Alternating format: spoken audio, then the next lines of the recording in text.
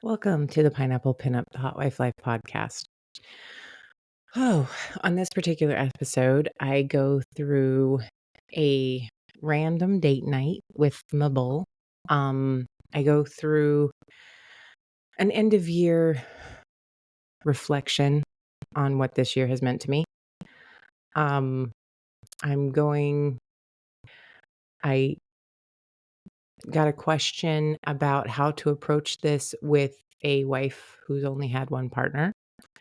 And I give you a recommendation from Private Adventures for as you move into the next year, what you need to stock your kits. privateadventures.net. And remember if you want to support the show, use the promo code pineapplepinup10 as you check out.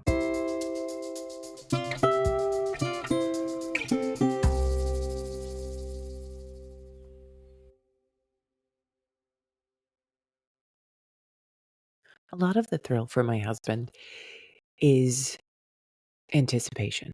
It is future casting what is going to happen and then seeing that fantasy fulfilled. A lot of our play comes with fantasies about what he'd like to see me do the next time that I play. So a lot of times when my husband and I are fooling around, he tells me things that he wants to hear or what he'd like to see or how to get a photo of a certain thing or a video of a certain position.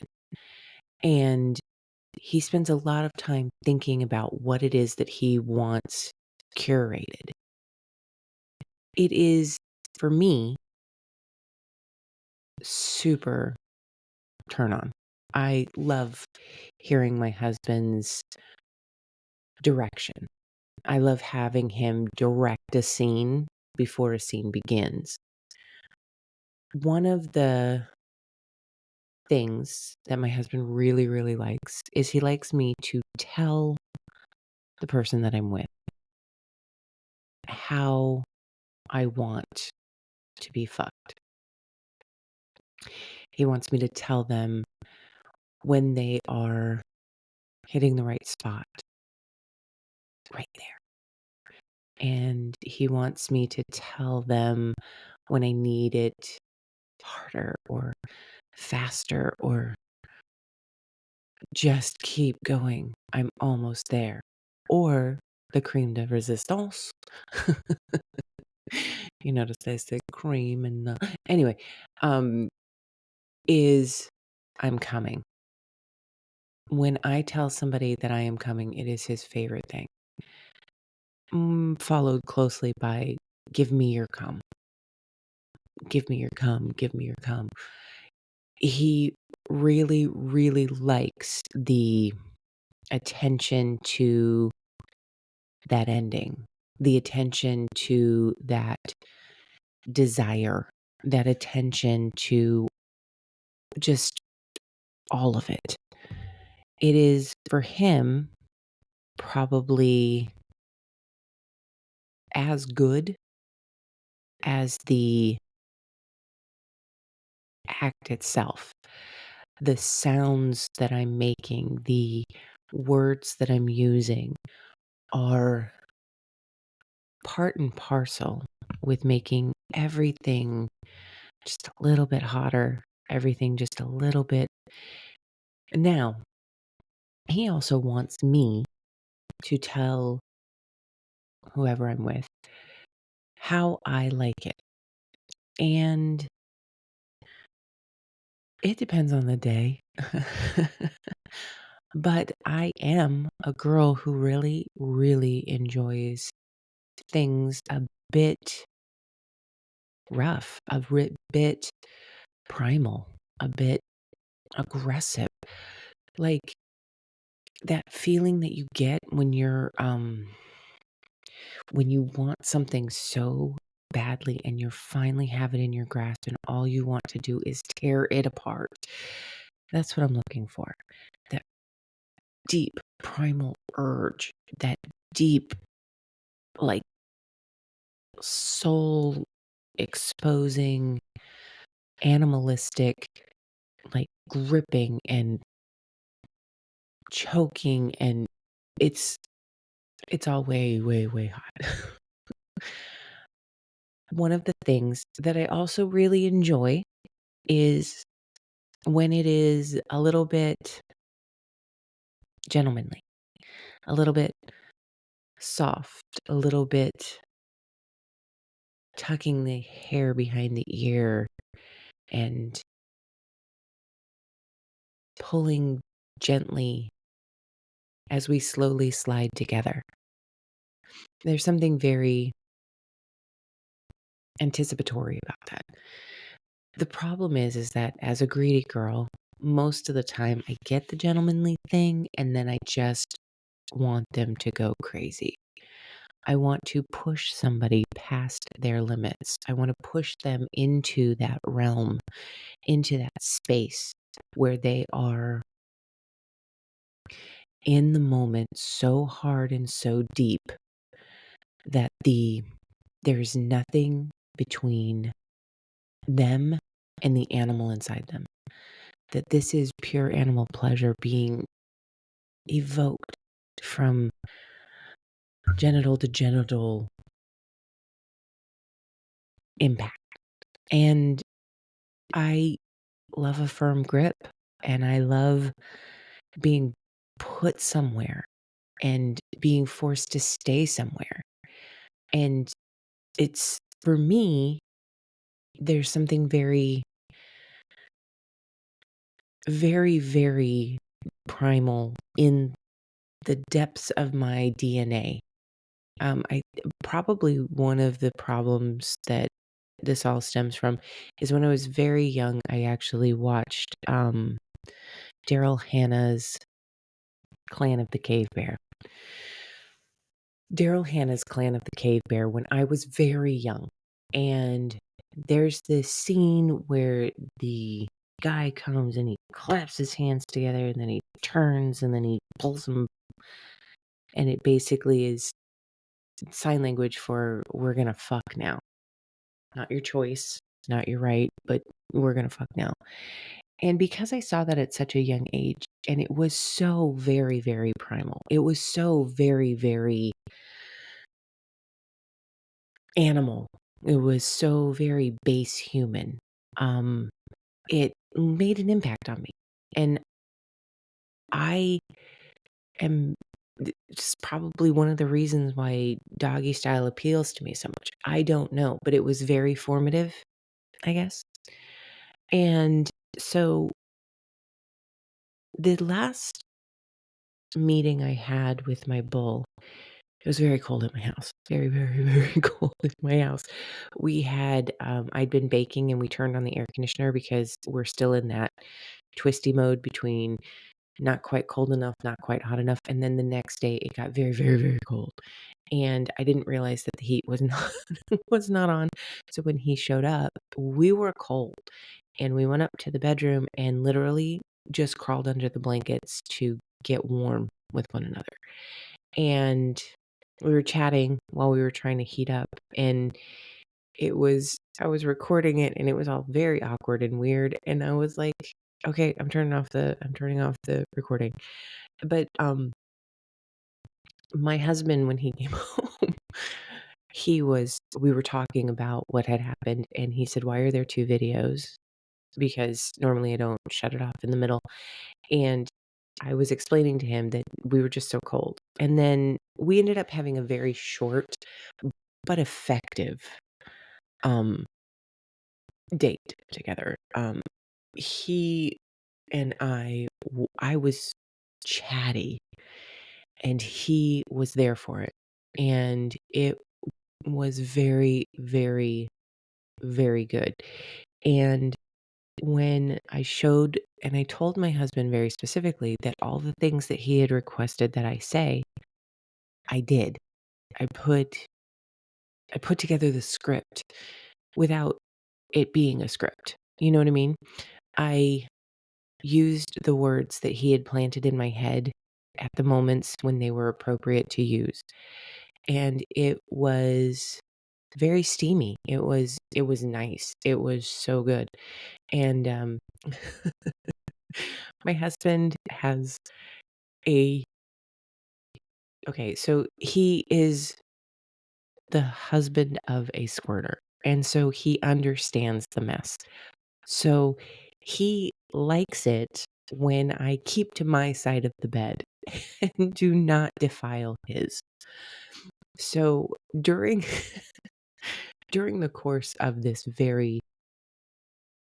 like very quick but feisty fuck date, we had actually gotten onto the wrong side of the bed and left quite a mess on my husband's side of the bed.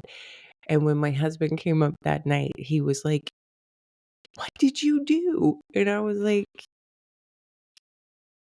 but it was funny because Josh had actually pointed out, he was like, "Oops, we made it to the wrong side of the bed." And it was very funny to me that my husband then came and had comments about it because it was very, it was one of those moments in time when the, when everybody knows what's going to happen and it's kind of funny and it's like, because as a woman sleeping in the wet spot, I know it well. I know it very well. And it's not awesome. I mean, it's not great. And I do my best to mitigate the wet spots, especially after a date midweek, because there's not a lot of time to do a full bed change. So when stuff like that happens, it makes my heart happy because then I didn't have to sleep in the wet spot that night. And that's part of the reason why my husband is like, keep it to your side of the bed. So that was just a thrill for me. So there were many things, there were many high points in the last date that I had with Josh. And it was great because he and I were very connected. And he was fucking me in a way that he was driving into me. And I was taking all of it. And it was very, very, I was, okay. He takes me in this position where he is straddling both my thighs and I am laying face down. And I raise my ass just the tiniest little bit so that every morsel of him can get as deep as fucking possible so that I don't have any worry that I am not being stretched to the hilt. He is, and in that position, he is driving so hard and it is taking me to different realms. I love that position with him. There are positions that I love with each and every one of my bowls. There are positions that I prefer at different times. I really like when I am when it's been a long day. Come on, I'm gonna pillow princess the shit out of that missionary with my legs up. Come on, man, let's do this thing. And then there are times when I am feeling very submissive and I want that doggy style. I want that grip in my hair and that grip on my tits and just pulling me back into every forceful motion. There are times when that is everything. There are certain bulls that when they take me on my side, one leg straight, one leg bent, they're straddling the straight thigh. That is the move that makes my G spot sing when spray, really. It doesn't do a lot of singing, it just does a lot of waterworks.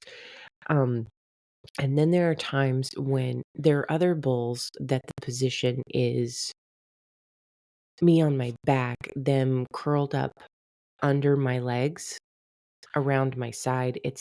That one is a very interesting position because it puts pressure on different areas depending on how they tilt their hips, and I don't have much I can do except sort of, like, grip them with my legs.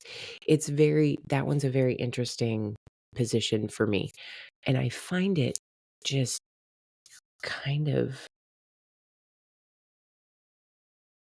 it's weirdly fierce and intimate at the same time, because he has access to so much of my upper body that way, and he has access to so much of, like, and he's not putting as much strain on his entire body.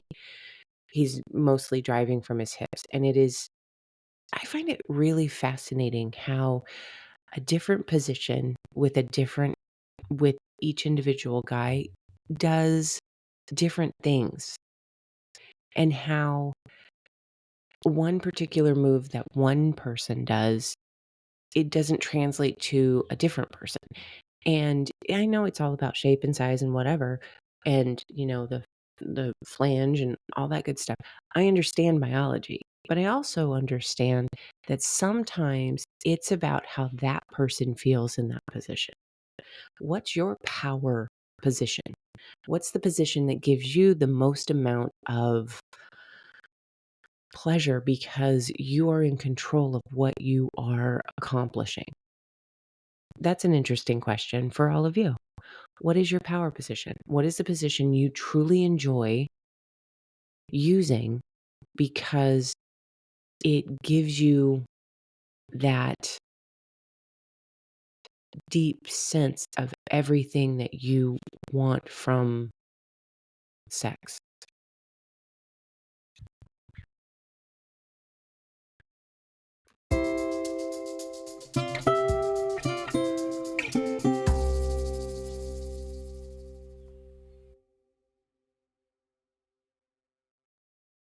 So, we are coming into the last of the year.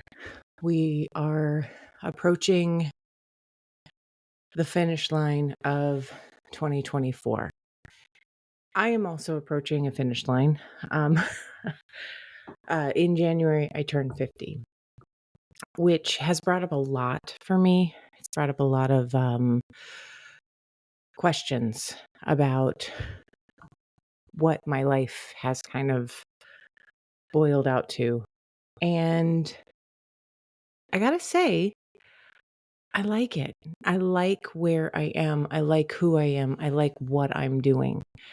I like the fact that I am approaching half a century with some wisdom, some creativity, some joy,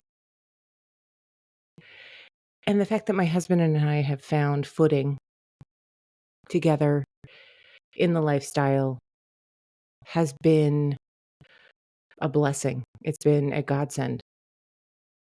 The fact that we have found something together that is giving us new lease on life, new regenerative. It's it's awesome. And I realize that as we are finishing up the crazy time of the year with all the parties and the cookies and the cooking and the marathons of religion and all this other stuff, that I am grateful to be walking into 2025 from a place of real authenticity. I feel like I am authentically me.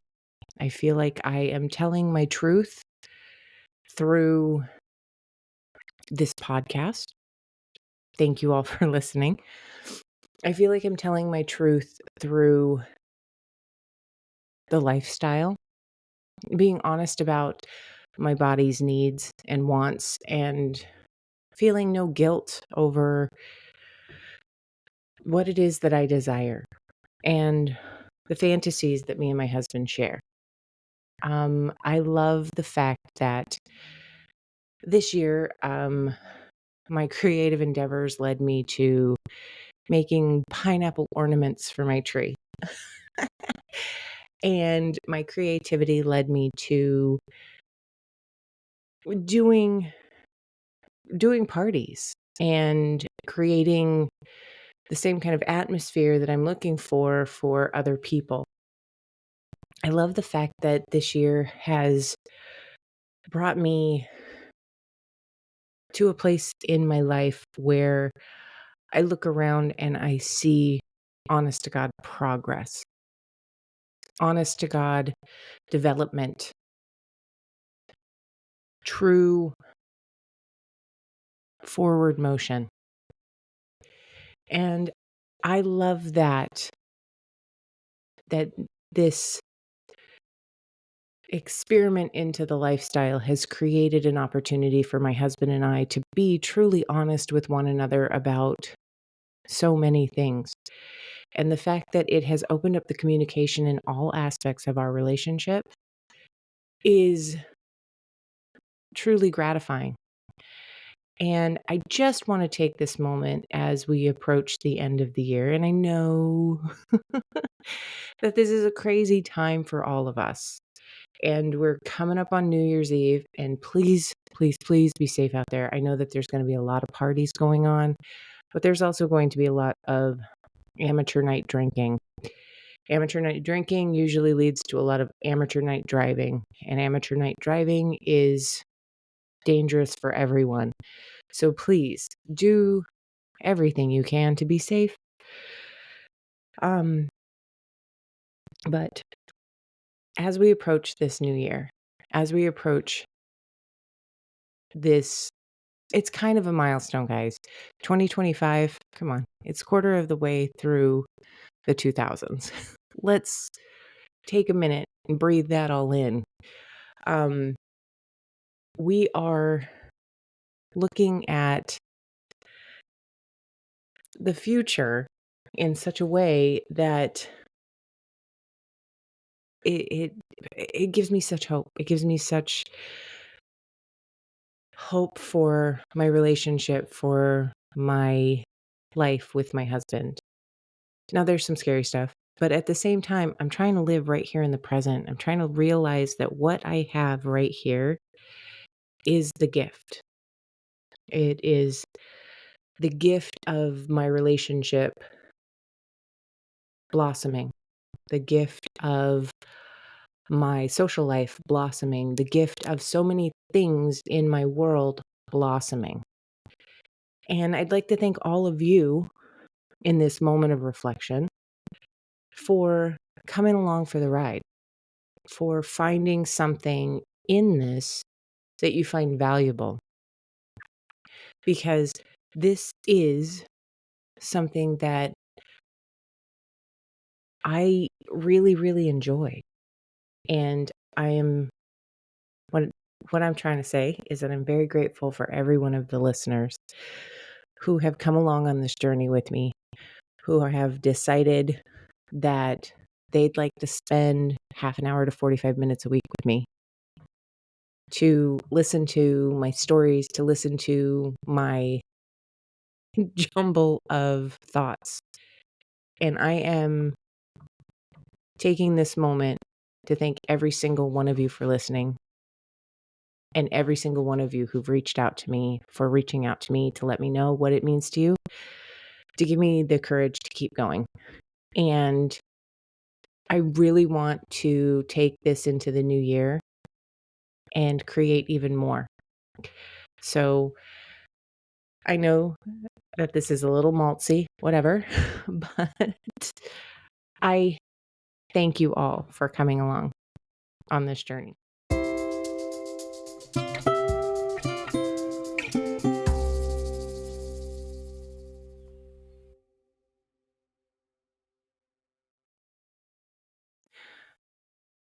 So let me talk to you about an email I got. I'm going to kind of condense it down to the highlights. There's a man who has particular fetishes. His 3 fetishes are um, seeing girls smoking cigarettes, cum swallowing, and threesomes. Um, he and his wife are the only partners that they've ever had. And the main issues that he has is okay, so here are his questions. The main issue I have with it is if she gives into my desire to fuck another guy is 1, how traumatized would she be due to never having been with anyone other than me? And 2, how do you get a guy that's not absolutely creepy? Um, he's gone to various places for potential bulls. Um, and then he asked me how many guys had I been with before my husband. Okay. So let me start with the last question first. I don't know. I am not a body count kind of girl. I have never been a body count kind of girl. Um, I am not that kind of like, I've never needed a scorecard. I've never needed to make an individual into a number. Um, that is to say, quite a few actually. But I honestly, I wouldn't know. I wouldn't know how many men that I had been with before my husband, and it was probably a lot. I mean, I was very promiscuous. I enjoyed fucking. I did not enjoy relationships. I hated most of the guys that I was in a relationship with. The longest relationship I had before my husband was approximately 3 weeks. I mean, I am crap at relationships until I met my husband. My husband is the one person who I've ever been able to tolerate for longer than 3 weeks. And that says something. That says something about our chemistry, about who we are together. Um, because he never gave me that sickly feeling that I sometimes got. So, I had been with a lot of men and experimenting with a lot of men and experimenting in a lot of different ways with men. And that has always been something that I did. Um, so it's kind of, I think, why I've never really associated emotions and sex in the same category. So that's more about me than about anybody else. Okay. So I'm not going to be able to tell you how traumatized someone else is going to be because each individual's trauma is their own. But you need to, if this is something that you're seeking, if this is something that you desire, then you need to start a conversation and find out. And guess what? A lot of times people will tell you, like with their mouths, the words that come out of their mouth, what they feel. What? No. Sometimes if you broach a subject and you talk to somebody about like, "Hey, I kind of think the idea of this is sexy. What do you think of this idea?" And be vulnerable because I got to tell you, not a single conversation about having like more people in your marriage has ever started with no one being vulnerable. You need to be vulnerable. You need to voice your desires, your fantasies. You need to say it out loud in a way that is going to let her understand that this is not something that is just a passing, fleeting, "Oh, I saw a porn and, I was kinda." You can't broach it like it's a joke because it's probably not a joke. It's probably not something funny. This has to be emotional, and it has to be raw, and it has to be real, and you have to tell the truth. And that's the part that I think stumbles most of us because that kind of vulnerability, that kind of opening up to your own desires is very, very tricky. It's very, very tough. And I don't and I'm not denying anyone's experience here, okay? But I can't speak to somebody else's trauma level because I'm not that person. And that has to be something where you give her the opportunity to be honest back. Give her the opportunity to be honest and do not, and I mean this as much as I can possibly mean anything, do not ever lay emotional guilt on someone else because that is highly manipulative. If you make it an ultimatum, it's not going to go well. But if you talk about, hey, have you ever had a fantasy? Because I have a fantasy that I'd really like to talk about. I'd really like to explore. And you know what? I'd really like to talk about and explore yours. Now, that is coming from a female.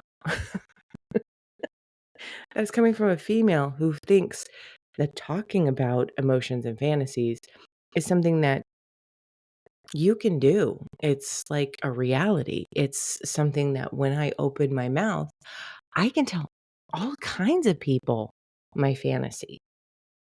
I can tell I talk about it with my girlfriends. I talk about it with, like, I can talk about a fantasy without a problem because I understand that emotional vulnerability is not something that's going to get used against me in every single scenario. If you're mm, okay, so there is something that I would like to say. If your marriage is in trouble, if your marriage is already contentious, this may not be the best subject to broach. So you have to gauge the time, the place, the energy of your relationship all by yourself. You have to know where you stand when you start peeling back the top on this particular can of worms. There's no but there's nothing that's gonna keep you 100% safe, and I don't know if I've ever mentioned that before. Oh, wait, yes, I have. There's no such thing as 100% safety, and if you're looking for 100% safety, wrap yourself in bubble wrap and sit on the couch and don't ever talk to anyone ever. That's kind of the that's kind of the thought process. You're never 100% safe. You mitigate the dangers as much as you can, but then you actually have to make yourself a little bit vulnerable. You have to make yourself a little bit emotionally vulnerable to have this conversation. And there's you need to know what's going on in yourself and what's going on in your relationship so that you can have this conversation without creating animosity. Anyway, that's just my thought process on that one. Now, as far as the other one goes, how do you find a guy that's not absolutely creepy? I may have mentioned this a time or two. Um, I like going to events. I like meeting human people. I cannot tell from a message or from a response if a guy is creepy because here's the thing. I have on numerous occasions gotten messages from people I'm sure were absolutely lovely, but the way that they worded it was like, okay, so I'll give you a very good example of this. I had a I had a message from somebody who lived in the same region as I do, and he wrote me, "Hey, come over to my place." And that was his opening line. That was his opening segue. And my response to that was, "Because you have some lotion that you'd like me to put on my skin in the bottom of the pit in your basement? What are you talking about?" Because there's a way to approach people that just sounds creepy. It sounds like, "Come over to my place. I'd like to murder you." And I know that that's not what he meant. I know that's not what he was going for. And his response back was like, "Oh my god. No, no, no. That's like I'm totally that's not at all what?" And he had a hard time processing the fact that he sounded like a serial killer. And the thing is, you need to approach people in a way that is um not overly aggressive, not overly, you know, not overly like, but at the same time, you need to state what it is that you're looking for. But it's really hard to do that from an app, from because I know that and guys are much more visual than women, okay? And I'm not saying that in a sexist way. I'm not saying that. I don't get the vibe of a person from the picture or a video. I don't get the because I'm a female, so I'm looking for the intent behind the picture. And in one picture, a cocky smile looks like I'm a really good time and I know it. And in other pictures, a cocky smile looks like I can't wait to bury your bones under my crawl space. It is not the kind of it's not the kind of thing that you can really get visually. You can't get it from a 2D picture. You can't even really get it from I don't know if any of you have ever gotten into a fight over a text message because the tone that you sent the text message in was very clear in your head, but they heard it a completely different way. Believe me when I tell you, there's nothing in a message or a picture that should be giving you all green lights, okay? If anything, they're giving you, okay, caution, yellow, yellow, yellow, yellow lights. Now, some might be giving you full red lights, but you a yellow light is that means you need more information. You need more information. You need to slow down and get more information. Okay, that being said, how do you find somebody who's not creepy? You have to do some homework. You have to go to some events, especially the vanilla ones. You have to go to a munch. You have to go to a um, meet and greet. You have to go to a, I mean, near me, they actually have an open mic night, which is actually where I met my current bull. He went there specifically to meet up with me, which I didn't know at the time, but that's what he did. And it was, he was like, he came over to talk to me and it was too loud for us to talk. So I had him follow me out to we were getting ready to leave and I had him follow me out to the parking lot. and we talked and we exchanged numbers. And from there, you can actually get to the next step. You can get to the point where you can have conversations. You can get to the point where you can have a lunch. You can get to a point where you can vet these people all the way through. Now, I'm not going to tell you that you're not going to find creeps because you are. You're going to find creeps. And you're going to find some people that you think are creeps, but they're probably not creeps. They're probably just a little awkward in the written word. So take all of it with a grain of salt. Take all of it with that momentary, all of it with that momentary grace, that period of, okay, all right, I need more information.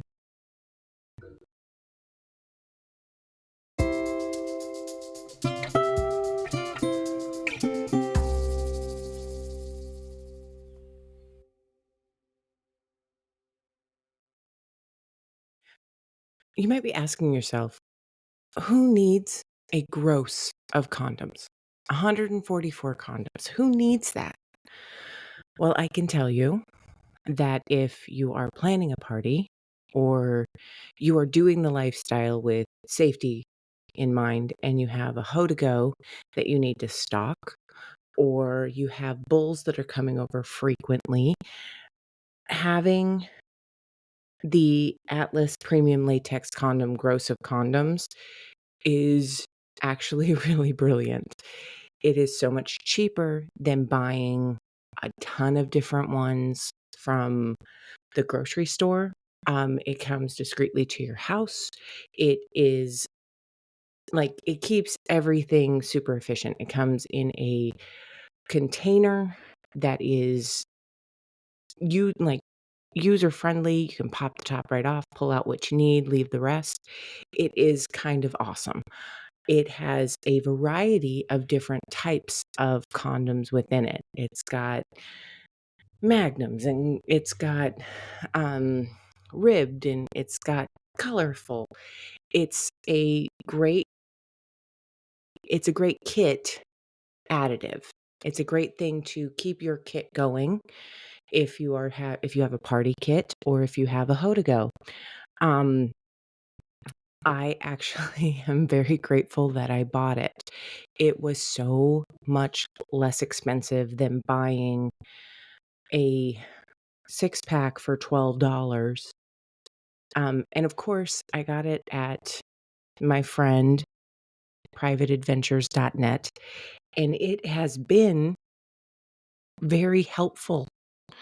I was able to stock a party. I was able to stock my hoe to go. I was able to invite my bull over, all while using these condoms. And they are good quality condoms. They are what you're looking for. And because there's a variety of them, you can kind of add a little bit more interest at your party, your event, your whatever. Because when somebody comes out with a bright yellow dick, you've gotta fucking love that. You just have to. Um, so I and obviously, if you go to Private Adventures and you take a look at it, you're gonna see that it is a good quality product for a very reasonable price. And the fact that it gets shipped to your home is freaking awesome. Um, this is probably how I'm gonna do all of my condoms in the future. Um, so it is and I will of course create a link to it. But I am so grateful I bought this. It makes stocking all of my various kits, my party kit, my hoe to go, my bedroom drawer, all very, very easy. And it keeps everything kind of neat. And the best part about it is that um we can actually reuse the container to get donations at the parties. So freaking love it. I'm actually this is one of the things that I have loved the most and used the most since I bought it from privateadventures.net. Um, seriously, if you need, and everybody's thinking to themselves, do I need? And I think maybe you do. This is a great product, and it will make sure that you have what you need on hand when you need it.